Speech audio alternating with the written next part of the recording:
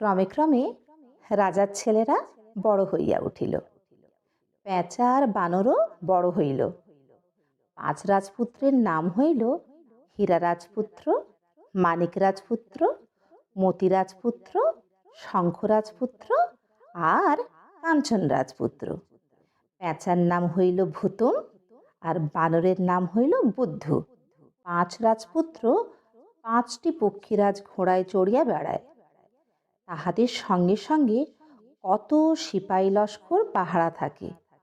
ভুতুম আর বুদ্ধু দুইজনে তাহাদের মায়েদের কুঁড়ে ঘরের পাশে একটা ছোট্ট বকুল গাছের ডালে বসিয়া খেলা করে।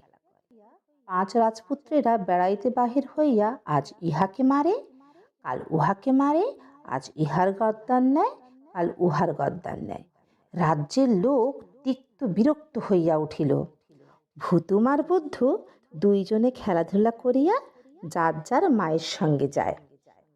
বুদ্ধু মায়ের ঘুঁটে কুড়াইয়া দেয়, ভুতুম চিড়িয়াখানার পাখির ছানাগুলিকে আহার খাওয়াইয়া দেয়।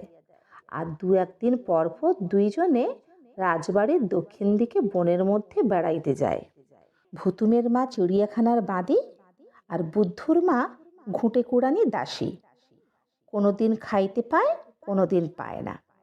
বুদ্ধু 2 মায়ের জন্য বন জঙ্গল হইতে কত রকমের ফল আনে। ভুতুম ঠোঁটে করিয়া 2 মায়ের পান খাইবার সুপারি আনে। এই রকম করিয়া ভুতুম, ভুতুমের মা, বুদ্ধু, বুদ্ধুর মার দিন যায়।